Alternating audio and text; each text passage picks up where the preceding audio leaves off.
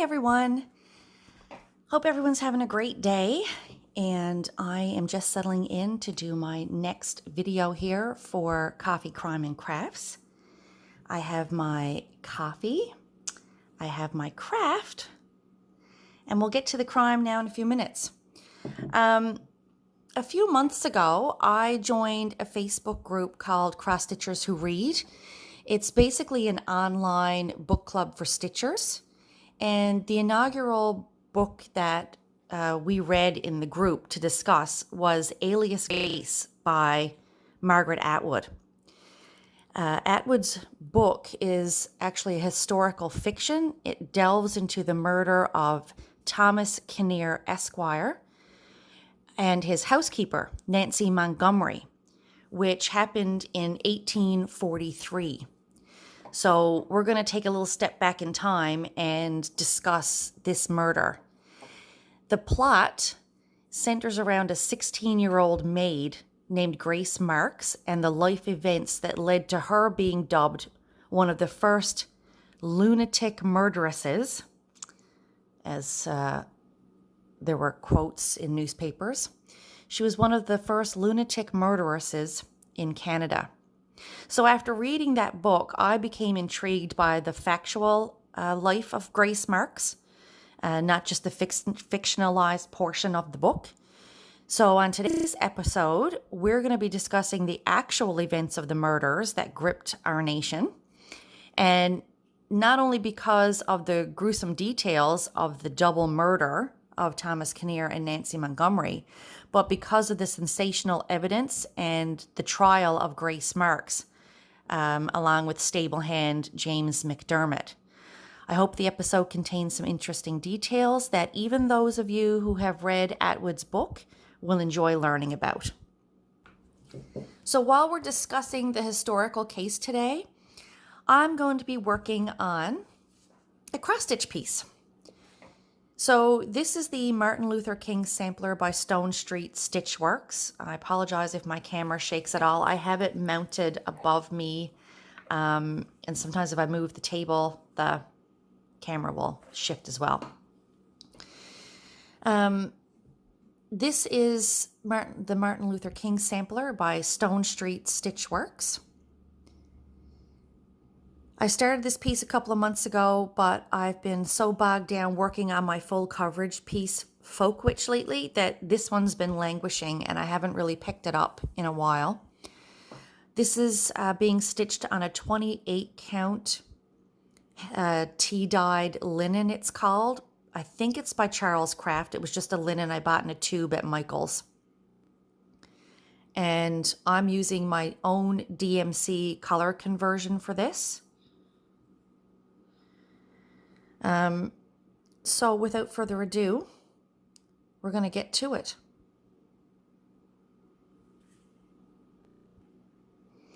So I'm going to finish working down the side of this border while I'm talking about Grace and her life and the murders that happened. And then I might move over here and either start the lettering or the vines that go across. We'll see how it goes. If I can concentrate enough on this while speaking and reading my notes. So researching this event was a little more difficult just because of the era that it occurred in. There's very little known in the way of factual account, dates, timelines, all of those sorts of facts seem to get blurred a little bit with time. And an awful lot of time has passed since this event occurred. It's actually almost 2 centuries old. So I like to discuss things in chronological order. That's just kind of just how I'm wired. So we're going to start with the pre-life of Grace Marks, life pre-murders. Grace was actually born in Ulster, Ireland. She was born in July of 1828, and she was one of 9 children born into that family. She had 2 siblings that were older than her, and 6 siblings that were younger than her. Her father, John Marks, was a stonemason, but he was also an alcoholic, and the family had fallen on quite hard times in Ireland, and they had decided to immigrate to Canada. So in 1840, when Grace was 12, almost 13, the family crossed the Atlantic by ship. Oops, I lost my needle there. Hang on. The family crossed the Atlantic by ship to Canada, but Canada of 1840 is not the Canada that we think of today. Back then, Canada was actually previously known as Upper Canada and Lower Canada, and it was a British colony. It was under British rule. So in 1840, I believe it was, Canada actually, Upper Canada and Lower Canada amalgamated and became what was known as the province of Canada, which was still under the domain of British North America. And Canada as a nation that we know it today didn't actually become a nation until 1867. But anyway, that's enough of that brief history lesson. So they crossed the Atlantic by ship to immigrate to Canada. And on the journey over, Grace's mother succumbed to illness and died on the ship. And I could find no mention of her mother's name or really any details about her. But all I know is that she died on the ship and she was actually buried at sea. So when they arrived in Canada, they arrived with, alcoholic John being a single parent to a fairly large family, newly arrived in Canada. And Grace, being the age that she was, 13, she was not able to withstand, I guess, the horrible conditions that she had at home, and she went to work. So she found work in several homes as a maid, and she worked in several different residences in the Toronto area over the next 3 years, including that of Alderman Dixon. Working for an alderman,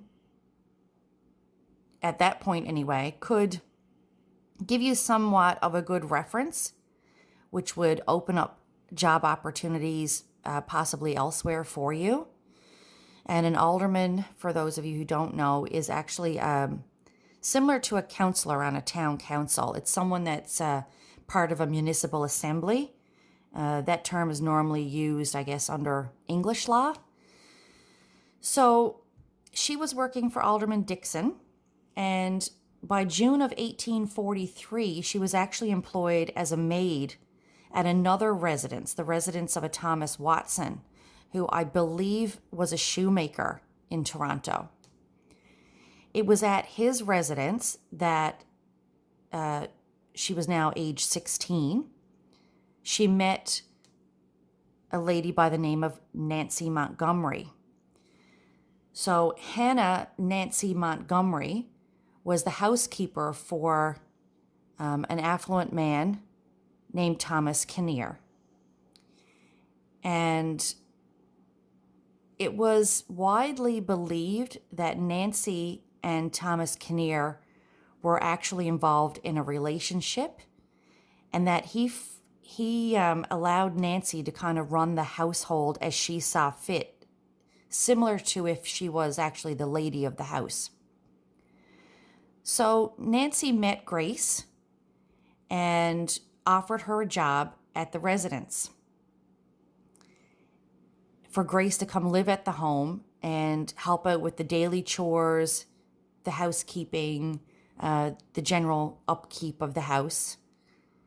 And Grace accepted the job, and it turned out that the residents of the house, it was only going to be 4 people there living on the immediate property of the residence. So there was one other servant to Grace, that would have been John Kinnear. John McDermott, who was a stable hand. And then there would have been Nancy Montgomery and, of course, the homeowner, Thomas Kinnear. So James had actually only been hired a week prior to Grace. He was also an Irish immigrant.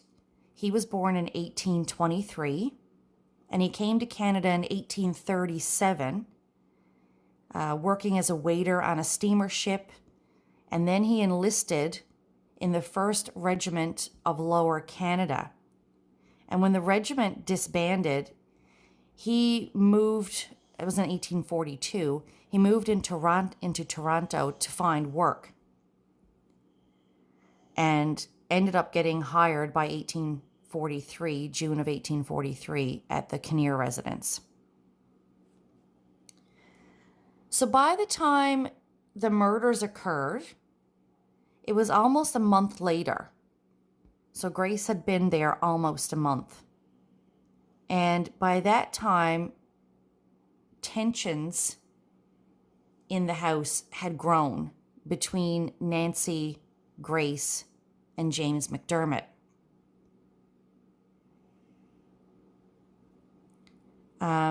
Nancy saw McDermott as problematic, and that she didn't really care for his attitude or his character. He didn't like how he was being treated and bossed around. Oh, I got to back up there.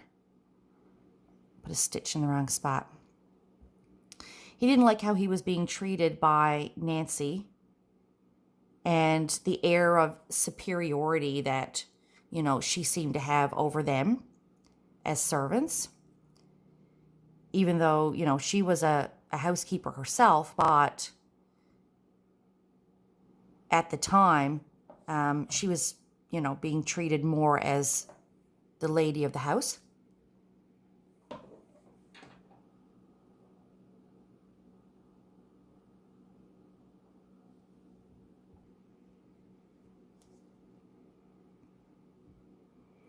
So the fact that Nancy was also carrying on an improper relationship with Thomas also disturbed James. He didn't like the idea of that at all. And Nancy had advised him that she was going to let him go. She was going to fire him by the end of the month. She was just fed up with his attitude and, his lack of doing what he was told around the property. So now that we've set the scene of who lived there, let's discuss the actual murders themselves. Most of the details that I found came from trial accounts printed in different newspapers, as well as actual statements that were provided by Grace Marks herself and James McDermott. The information I'm going to present is going to be a combination of both of their statements, as well as factual information that was provided by witnesses, investigators, and details from the coroner that was provided at the trial itself. Some of the dates may be off by a day or so, and that's because in some places it shows the murders occurring on July 28th, and in some places it shows them as occurring on July 29th. So we're not going to split hairs. I'm just going to pick a date and go with it. So on Thursday, July 27th, 1843, Thomas Kinnear left his residence about 3 o'clock in the afternoon to head into Toronto for business. And the intent was that he would return in a couple of days. Toronto was pretty close to where the Kinnear residence was. They actually lived in Richmond Hill Village, which was about 16 miles outside of the actual city of Toronto. And of course, back then, traveling by wagon or horse, it was a much longer traveling time. It was a harder road to travel, and people would often, if they had to go into town for business, they would stay over. So he left and went into Toronto for a couple of days. And according to Grace's statement, James James's hatred toward Nancy had just continued to grow, and he had made several threats previously up to this point that he would kill Nancy. Grace, though, did not believe that he would actually make good on his threats. She thought they were just idle threats, just him blowing off steam, so to speak. So on Friday, the 28th of July, Nancy informed Grace that she had had enough of James's deteriorating behavior. And with Thomas gone from the residence, she had intentions to let James go immediately.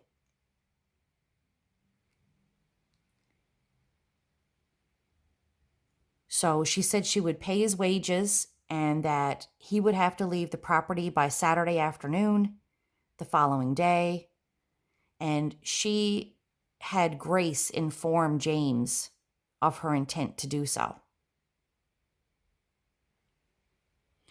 So upon hearing this, James's anger just, reached a boiling point. He told Grace that he was determined to kill Nancy no matter what.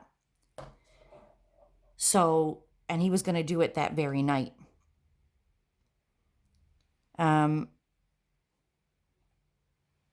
He said that his plan was to hit her over the head with an axe while she would be sleeping. So Grace claimed in her statement that she had begged James to reconsider and that she would be sleeping in the same room as Nancy that night because Nancy hated to stay in the house by herself.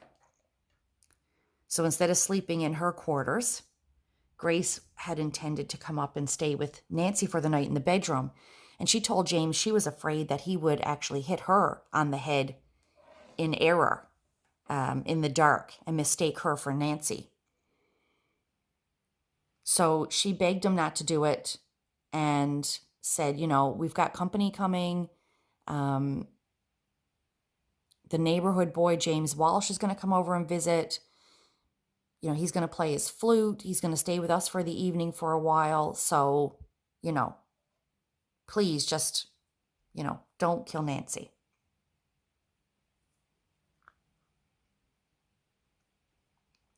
Having some of my coffee, and I'm going to rethread my needle. So I just rethreaded my needle and figured out that my border is not going to match up here. I'm actually a stitch over too far. I went one stitch too far here on the top. It's supposed to be an end here, but it should have been one further over. This one should have been cut short. So I'm not going to finish this because that's pointless. I have to pull this back out. That's what I get for trying to talk while stitching. So I am going to move down here and work on the vine that works its way across. We'll see how that goes while I'm trying to chat. All right, let's see if I can move my coffee. I don't want to knock my coffee over either. Okay, so where we left off, we said that it was Friday evening. James Walsh was supposed to come over. He was the neighborhood, a fellow from the neighborhood. He actually lived on the Kinnear property in a cottage with his father. They used to live on the farm. And James had said that James McDermott had said that he was going to kill Nancy that night, and Grace had pleaded with him not to. So James Walsh's testimony at the trial did corroborate Grace's statement. He said that, yes, he did arrive at the Kinnear household on Friday afternoon. He stayed until about 10:30 that night. He shared a good evening with them, playing his flute, but that McDermott, he said, had made mention that he wasn't feeling well. And so Walsh left around 10:30 to go home, and James McDermott, as far as he knew, went back to his sleeping quarters that were above the stable. The following morning, Saturday, July 29th. Grace awoke early. She went downstairs to the kitchen and actually found James McDermott in the kitchen with an axe. He told her that he was there to kill Nancy. He was determined to do it and that she wasn't going to stop him. In Grace's statement, she says that she told James not to do it in the bedroom as it would leave a terrible mess. So Nancy at that point had entered the kitchen, and Grace went outside to pump water, and upon returning, she saw blood on the kitchen floor, and she found James in the cellar with Nancy's lifeless body on the floor. She was unconscious. James had indeed struck her on the head with an axe, but she wasn't dead. And according to testimony that was given,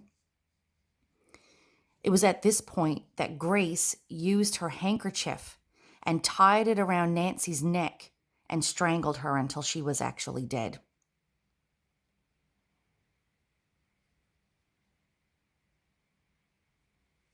Over one too far. Okay.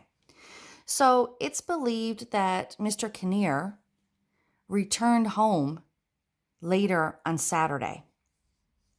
And upon returning home, he was surprised not to find Nancy at the residence, as she typically greeted him on arrival when he came back.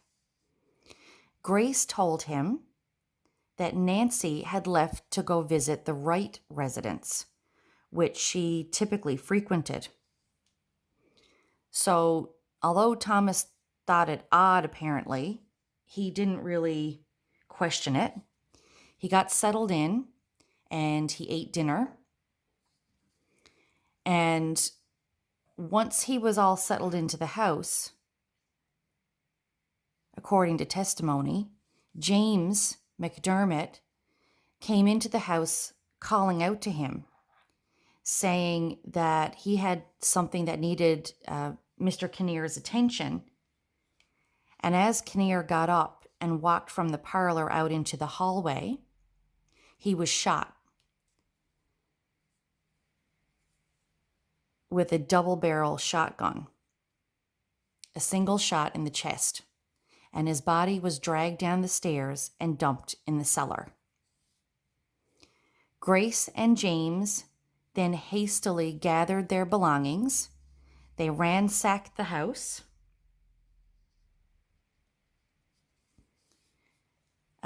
And they took whatever money and valuables they could find and stole the horse and carriage and left Richmond Hill and fled for Toronto.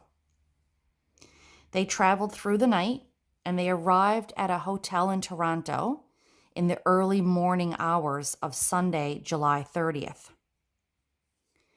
There they had breakfast and waited to board a steamer boat that was bound for the United States, and they actually arrived in Lewiston, New York by Sunday evening.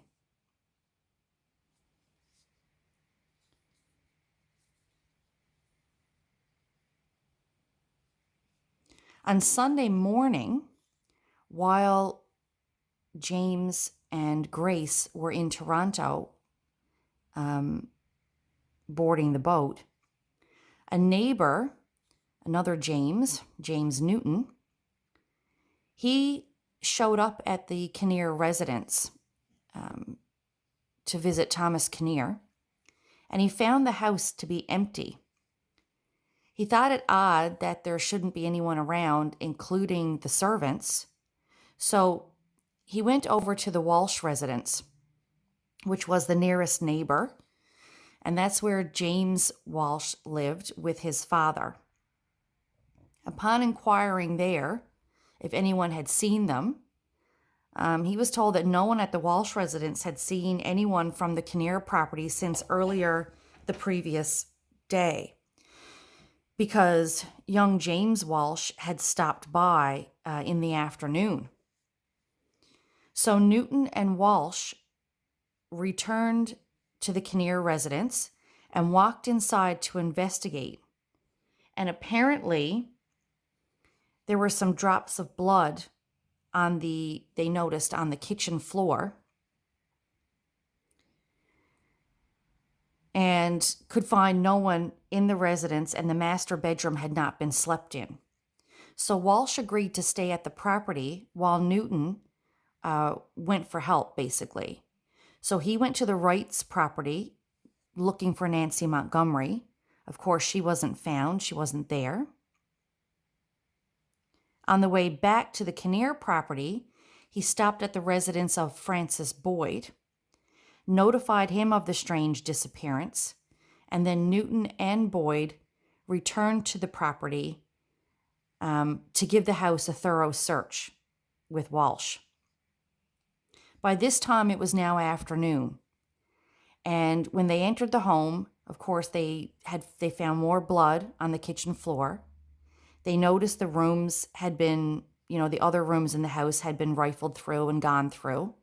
There was still no sign of anyone in the home, but they did notice the trap door, of course, to the cellar. And when they opened that and descended into the cellar, that's where they immediately found the body of Thomas Kinnear. He was lying on his back on the cellar floor, fully clothed, except he was missing his boots. And on examining his body, they noticed a wound to his upper chest. So at this point, there was still no sign of Nancy or Grace or James McDermott. The coroner and the authorities were contacted, and another thorough search was done at the house and the surrounding property by the authorities.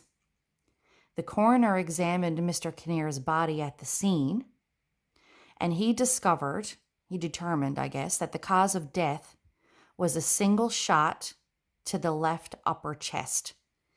And the ball had actually passed through his heart and become lodged in the deceased shoulder blade, protruding just slightly through the skin on his back. So during day 2 of the investigation, they completed the search and still had not found Nancy. And it was toward the end of the search that they came across a bloody shirt, which was found in one of the rooms, I believe, stuffed behind a door. And they also found the body of Nancy Montgomery. She was finally discovered crumpled up and stuffed under a large tub in a dark corner of the cellar. Now, there were some accounts that said that she had been dismembered, but nothing in the coroner's information at the trial said anything about that. And all the accounts I found from the trial or the statement said that she was just folded over or crumpled and pushed in an awkward fashion. Okay, just checking my stitching there. I want to make sure I'm still on track. So once they discovered Nancy's body, they could tell that she was also in a further state of decomposition. And it was further, and Kinnear's body wasn't decomposed at all. He was only dead, since the previous night. So they presume that Nancy had died previous to Kinnear and may have actually died as early as Friday evening after James Walsh had gone home from their get-together. Because she was never seen on Saturday. When James went to the property on Saturday James Walsh, that is, went to the property on Saturday afternoon to pop by, he only saw Grace and McDermott. He did not see Nancy. Upon further examination by the coroner, because her cause of death was not immediately known, the coroner determined that Nancy had actually died she had been forcibly struck on the head, but there was also a handkerchief that had been tied extremely tightly around her neck, and she had been strangled with it. Subsequent to that, during the autopsy, the coroner also found another shocking discovery, and that was that Nancy Montgomery was actually pregnant. So once Nancy's body was discovered, and they had determined that there were objects that had been stolen from the house as well, a search was initiated for Grace Marks and James McDermott, and they became the suspects for the murders. Police determined that Marks and McDermott had arrived at the hotel in Toronto on the morning of the 30th and had subsequently boarded the boat to Lewiston. An investigator followed the trail of James McDermott and came to discover that he was traveling with a companion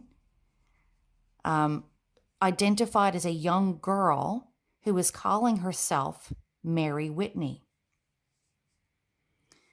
When the investigator got to Lewiston, he apprehended both of them.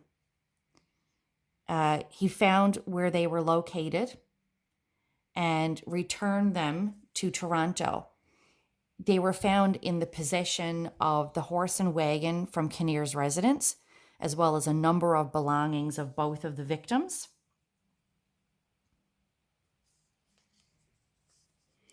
They were both arrested. They were returned to Toronto to stand trial.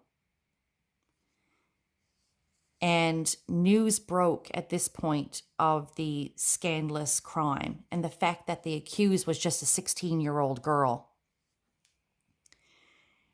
Or one of the accused, I should say. It was sensationalized, and the rumor mill completely flip-flopped, over whether or not Grace was just a weak or mentally unstable girl, thought to be suffering from some mental disease, and that she had been easily influenced or under the influence of James McDermott.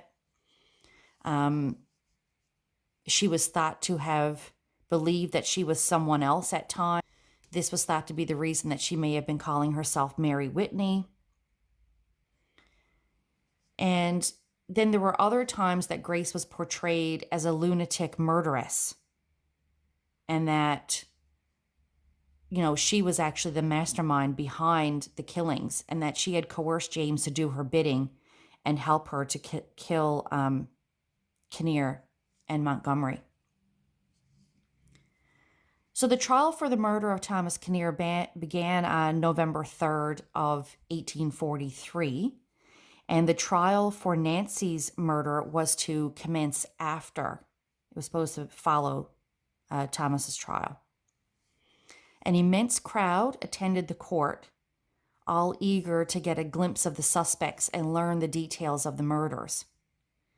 Grace and James were both brought into the court, and both of them entered pleas of not guilty. Their counsel demanded that they be tried separately, and the court agreed to do so.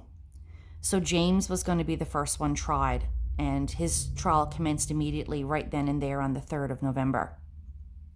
Several witnesses were brought forward testifying McDermott's character, what they had witnessed at the residence prior to the discovery of the bodies. And the men who originally found the deceased took the stand reporting what they had found in the home.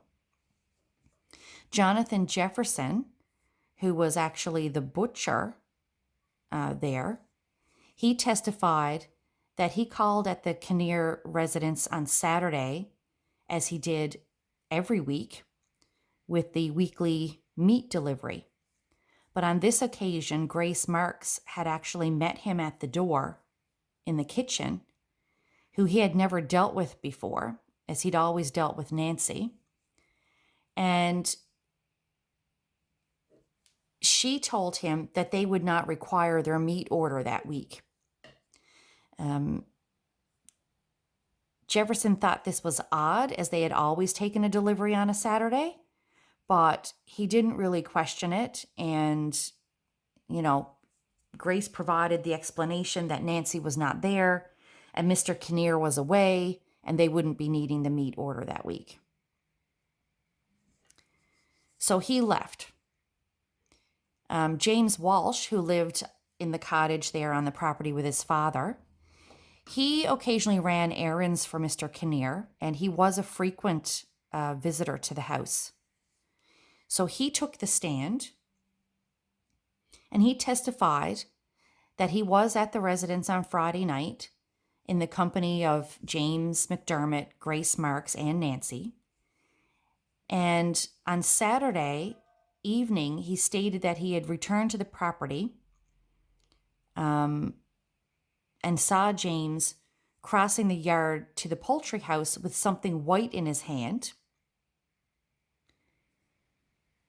And as he was approaching the property, McDermott came back toward him carrying the shotgun, a double-barrel shotgun in his hand. And Walsh inquired as to whether or not Mr. Kinnear had returned home yet, and he was told by McDermott that he had not.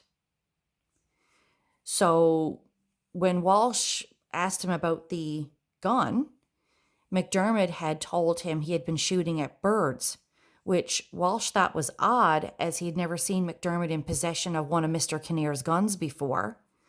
But, again, he let that go as an explanation. He also testified in court that McDermott, when he was brought into the court, was actually wearing Thomas Kinnear's boots. Another man by the name of Anthony McIntyre, who ran the City Hotel, he testified that a man and a woman had indeed arrived at the hotel on about 6 a.m. on the Sunday morning. He believed the man to be the accused, James McDermott. He said he recognized him. And he said he went out and fed McDermott's horse while the man and his woman companion, the female companion, got breakfast, in which case they then left the hotel there and went toward the steamer boat before 8. He testified that they had a large chest in the wagon. He couldn't identify the chest, but said that the wagon had matched the description of Mr. Kinnear's.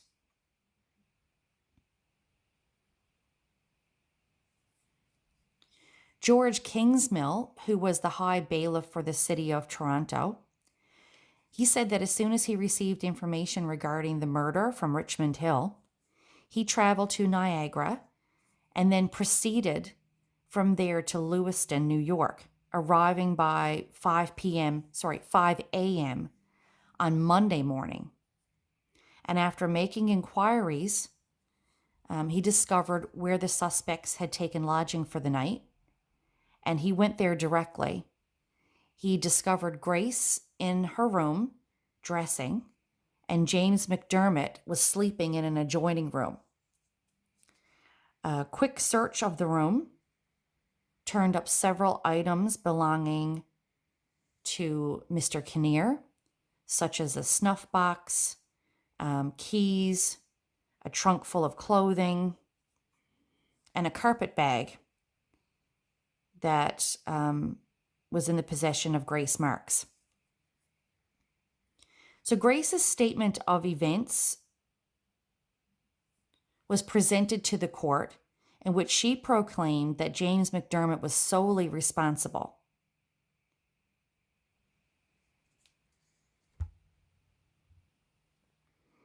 Okay, I just had to rethread my needle there.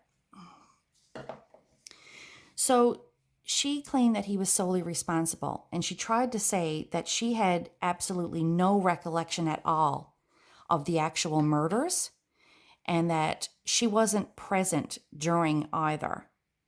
She had been on the property, but she wasn't in the residence or near them when they were killed. She said that James had threatened her life as well, and that if she didn't help and travel with him to the States, that he would have killed her too. The jury were only absent for 10 minutes by the end of hearing the testimony, and they returned finding James McDermott guilty of murdering Thomas Kinnear. At the time, capital punishment was still in existence in Canada, and he was sentenced to hang on November 21st, 1843. The following day, on November 4th, Grace's trial would commence. Similar testimony was given throughout the day with the same witnesses. James Walsh, upon taking the stand, pointed out during his testimony that Grace was actually wearing a dress in court that had belonged to Nancy Montgomery.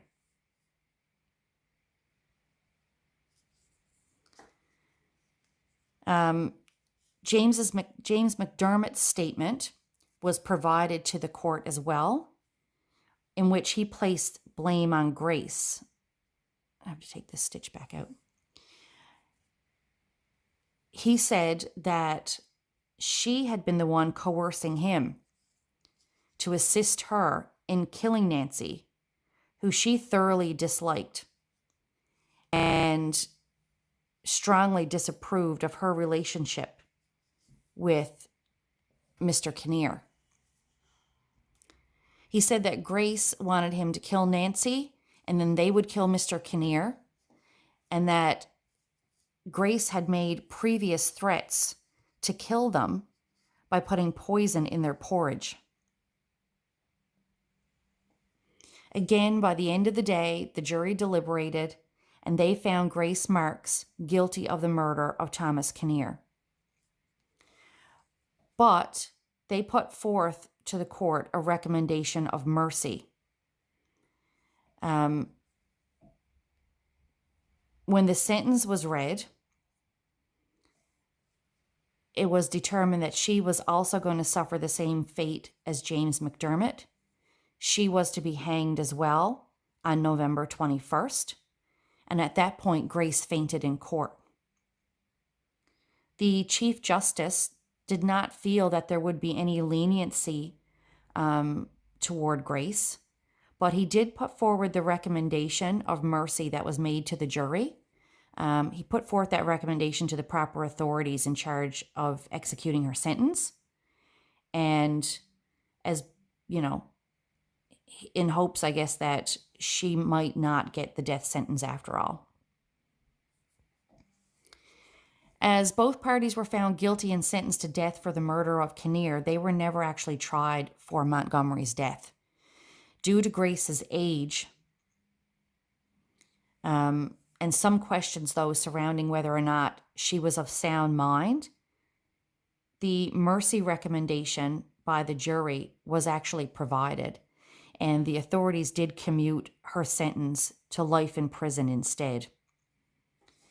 James, on the other hand, would be executed as planned, and in a voluntary confession he provided on November 20th, the day before he was to be hanged, he stated, and this is a quote from his statement, "Grace Marks is wrong in stating that she had no hand in the murder.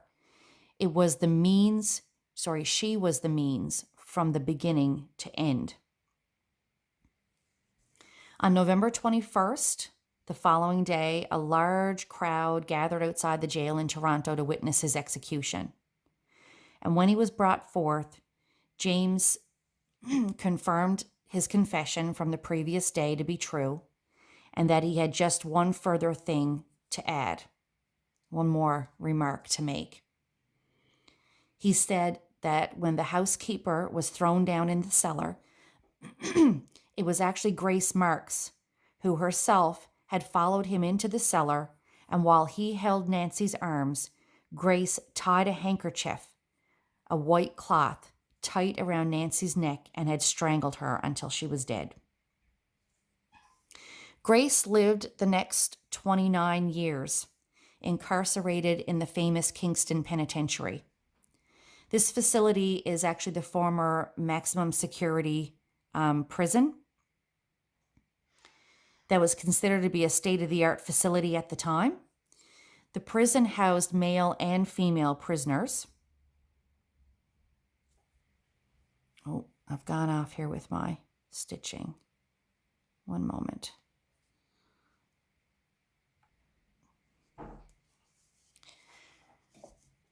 So, the prison housed both male and female prisoners of the worst sort, and it was actually in use from 1835 until 2013.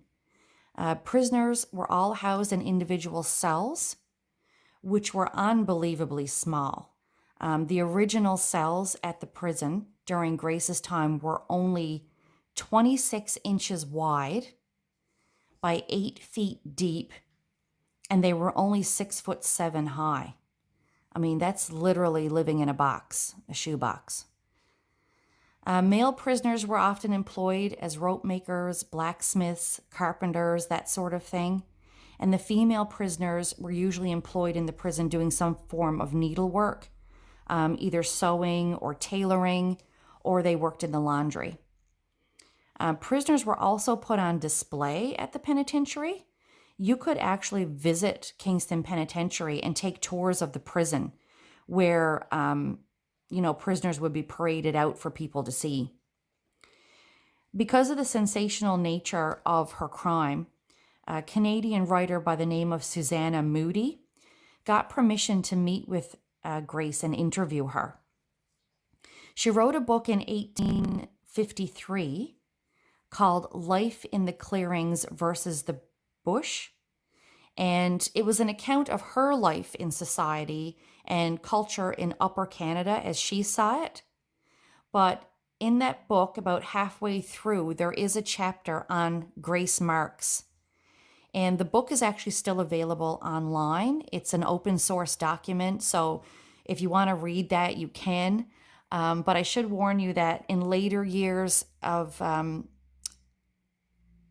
Grace's life, the later years, I guess the account that was in that book that's published was believed to have been a little bit embellished and it's not as actually factual as it was portrayed at the time. There's still some question as to whether or not where she had met Grace, whether it was indeed at the penitentiary or whether it was at an asylum, because Grace actually did suffer some sort of mental breakdown while imprisoned in Kingston Penitentiary. And she spent 15 months in an asylum between May of 52 and August of 53. By 1872, when Grace was 44, she had already served 29 years at that point of a full life sentence. And there were still people who believed her to be innocent. That, coupled with the non-violent or non-aggressive character that she exhibited while incarcerated at the prison, led to her sentence being pardoned. And on August 5th, 1872, there was an article printed in the Globe and Mail newspaper where the warden at Kingston Penitentiary was quoted as saying, he obtained for her an excellent position in a wealthy family residence in the United States, who were made acquainted with all the particulars of her story. So she was pardoned and released. Upon release from the prison, Grace was required to answer a question, just like every other prisoner that left that facility. And the question she was asked, that was posed to her, was, "To what do you attribute your incarceration in this institution?" To which Grace replied, "Having been employed in the same household as a villain." And that was her complete answer. Grace moved to northern New York, where she was lost to time and history. She's thought to have lived the rest of her life very uneventfully, as there's no further mention of her throughout history. No one knows for sure what happened to her, how long she lived, whether or not she settled or married or had children. Grace's interesting life story was eventually the subject of Margaret Atwood's book, which I had previously mentioned, Alias Grace. And in 2017, that book was actually turned into a TV adaptation by CBC, which subsequently became available on Netflix. And I think you can still watch it there. I'm not positive. Both the book and the TV adaptation were well received. And I'll point out that the book is a novel, though. It's not strictly a historical account. There are characters in the book that did not exist. They were just fictionalized characters. One of those was a psychiatrist, Dr. Jordan. And the other one was a traveling peddler who, in the book, came to know Grace quite well, named Jeremiah. There's no factual account of either of these people anywhere. Margaret Atwood also fictionalizes the end of Grace's life story. And, she summarizes what happened after she left her persona as a murderess behind. So I hope you enjoyed this episode. I thought it interesting to find out a bit about Grace Marks and her life, the factual events of her life, after reading the book. If you did enjoy the episode, feel free to give it a like and subscribe to my channel so you don't miss out on any upcoming content. I upload these videos now every second week, and in between, we'll be uploading my regular crafting videos. If you want to help support my channel and the time it takes me to research and prepare each of these episodes, feel free to, like I said, give it a thumbs up. The more, traffic my video gets, the more it gets recommended to people on YouTube. Or you can also check out the Buy Me a Coffee link that I'll put in the description box below. And you can help supply me with my coffee for my episodes. Until next time, stay safe and enjoy your crafting.